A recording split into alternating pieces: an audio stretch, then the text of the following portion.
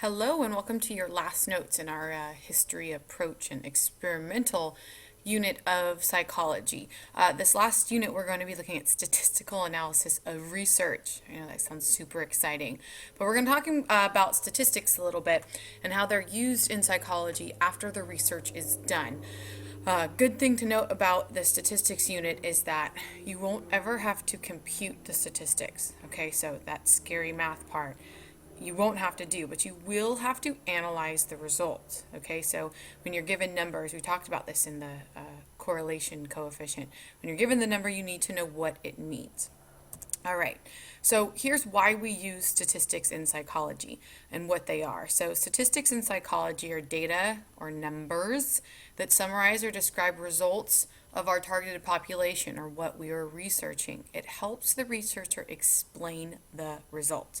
Okay, so you have all these numbers at the end of a research study, and you need to be able to explain what they mean. Okay, so there's 5 different types of statistics that we use in psychology. One of them we've already talked about.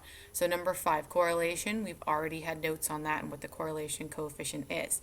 The 4 that we'll be talking about today are frequency distribution, central tendencies, which you probably already are familiar with. That's like your mean, mode, and median, normal curves, and then measures of variability. So talking about range and standard deviation. Okay, so here's a little bit of just a quick example of why we need statistical reasoning and how numbers can be skewed. So here's a graph that's looking at, let's look at we're looking at the brand of the truck on our x-axis. This was our independent variable, the thing being changed. So we're looking at our brand X, brand Y, brand Z. And then the percent it's still functioning after 10 years. Okay, so this could be used how advertisers use statistics to sell products and how they can be skewed or misrepresented. So I want you guys to look at the graph. This graphic representation, it looks like our brand, whichever brand they were trying to sell, is really far ahead of the other 3 competitors, okay, especially this brand Z that's down here. What you're probably not paying attention to is the percentages here, all right? So it starts at 95 and looks at 100. So this next slide is the same exact graph, all right? So same exact graph, except for now we're looking at the percent still functioning after 10 years going from 0 to 100, all right? Now here it doesn't look like our brand does that much better than any of the other brands, versus here it looks like it does a lot better. All right, so because we have been talking about thinking critically, this is something that I want you guys to be aware of as consumers, that when we see or hear statistics, especially in advertising, they're usually skewed or misrepresented to make it look like the brand that's being sold is much better. All right, so let's go back to our one of our descriptive statistics. The first one we're going to talk about is frequency distribution. This is where we look at how many things are distributed how often. Okay, so frequency, how often it's occurred, and distribution, where. So some examples of this. So if I were researching the types of pets that the students at Antelope have, okay, so maybe I just give a survey out there, and my results come back with, this would be an example of a histogram, okay, so down here it's looking at, so down here I would have pets, so maybe it'd be like zebra, cat, dog, bird, and then this would be the number of students that have that pet, okay, so that's a frequency distribution. This graph right here is another histogram showing the number of parking tickets. So I went out there to Antelope High School to students and I asked, how many parking tickets have you ever received? So 1 parking ticket, so 9 people received 1 parking ticket. Now only 7 people received 2 parking tickets. Okay, so this is a frequency distribution. I'm just looking at how things are distributed and how frequently that occurs. Okay, we can also do that with tables, so like pie charts, bar graphs, and histograms. Again, you won't have to be able to make these, but oftentimes they are shown in this format and you need to be able to read it.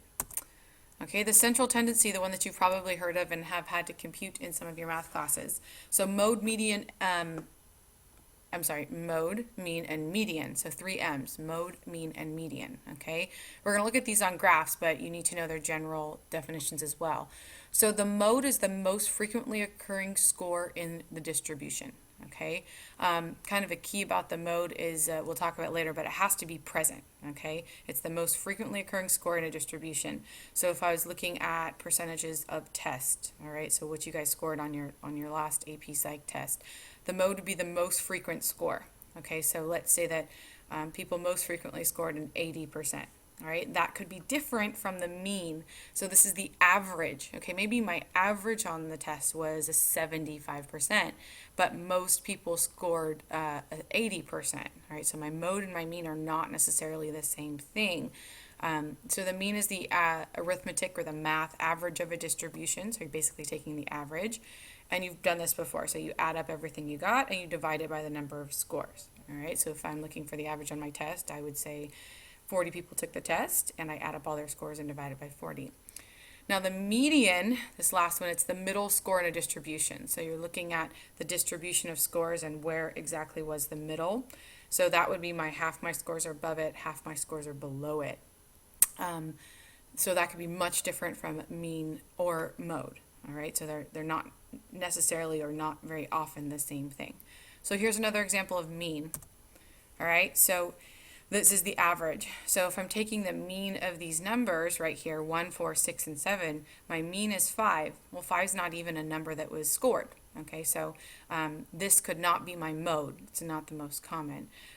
Same here. I've got 2 people scored a 1, 1 person scored a 3, and then a 7 and 8, and my mean is 4, even though no one scored a 4 in that test. Okay, so there's no 5 on your left-hand diagram, there's no 4 in your right-hand diagram, even though it's the mean. All right, this is an example of a median. Let me make this a little bit bigger so you can see it. So remember, the median is that 50% are above it, 50% are below it. Okay, so see how that's not necessarily this one is in the middle, right? So this is 50% above, 50% below.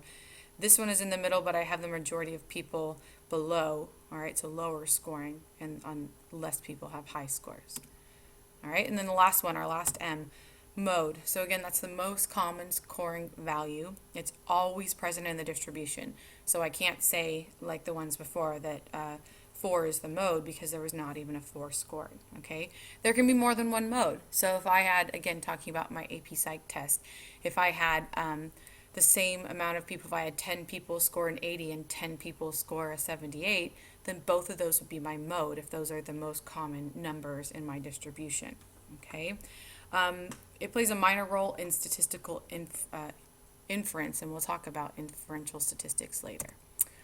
All right, now this is talking about skew distributions, okay? So there's 2 things you need to know about them, going back to this graph, the median, how my graphs can be skewed. Okay, now if it's skewed in a to the, I want to pause it right here. Hold on just a second. Sorry, I lost this slide and I had to find it. So the one that you just had, you can look at, it's correct, but this one has more information on it. So here are skew distributions, okay? So this one here is considered a positive skew. Now that's a little confusing, right? Because it's going towards the low side. And then the negative skew is going towards the positive side here. So that's not what I want you guys to look at. What I want you to look at is if it's a positive skew, that means that the mean is more than the median. The mean is more than the median, okay?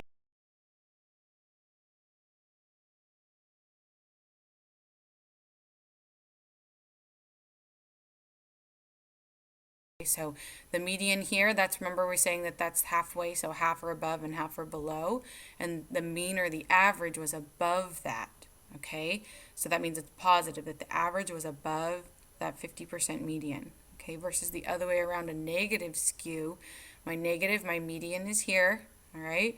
And my mean or my average is below that median.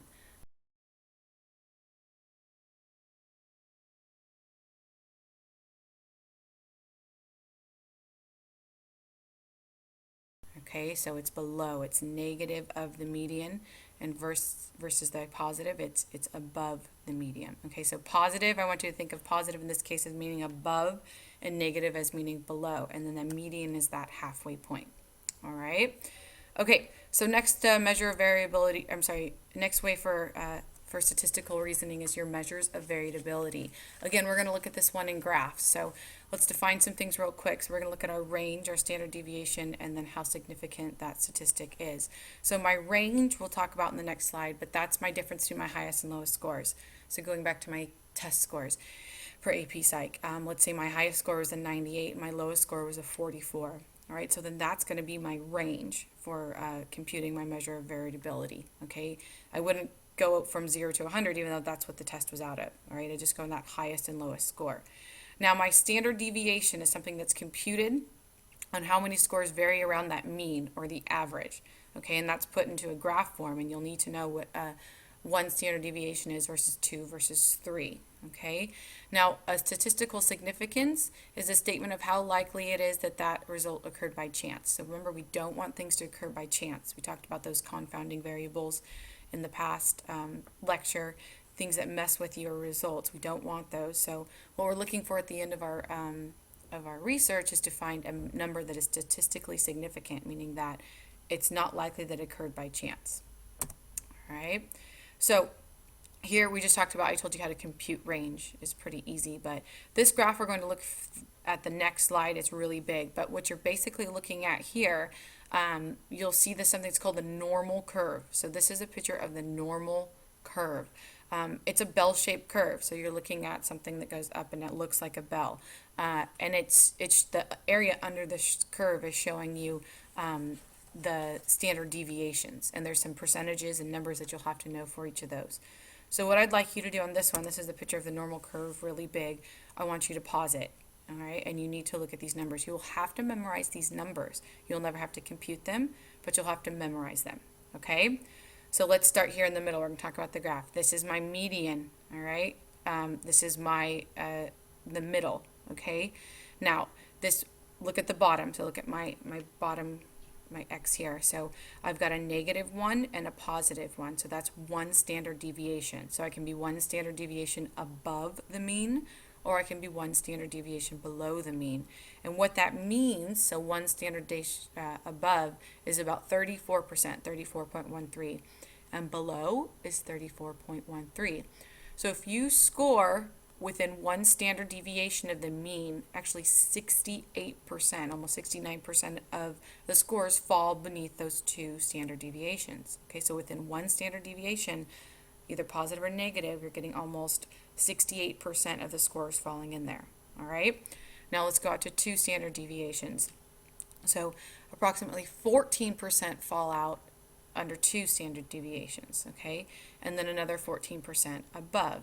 Okay, so now let's do some more math. So I've got 14 plus 34 is going to be 48, and then 48 plus 48 is 96. So almost 96% of the scores would fall within two standard deviations of the mean.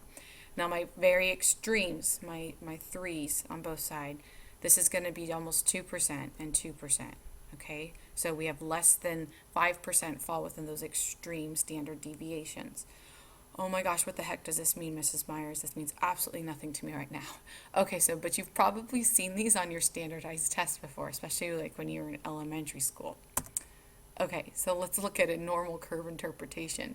So, if Susan scored one standard deviation above the mean, okay, she's right here, that means that Susan performed better than 84% of her classmates. And this is what you'll probably most likely see on an AP test. They'll say, if you scored two standard deviations above the mean, what percentage of people scored below you, right? So Susan performed better than 84% of her class. That means that 84% of the kids scored lower than her. So let's look at the opposite of that. If Tom scored one standard deviation below the mean, huge difference. That means Tom performed better than only 16% of his class. All right, that's not very good. Now, what this is not saying is his average. Now, they do scores in college like this, so they put it to a bell curve or normal curve. So you might have gotten an average of 76 on a math test, but if you within the low standard deviations, that still means that 16% of your class scored worse than you. So it's not good on a test. Okay, here's one more example of a normal curve. So again, so now we're going positive 2 to the other side. If you score 2 standard deviations above the mean, that means you scored better than 98% of the class. All right. So these three graphs, I want you guys to go back and pause and kind of look at that and add the numbers up underneath the curve. We'll talk about memorizing those numbers and then using them more in class. Make sure you write down any questions you have and bring them to class so we can clear up any misconceptions.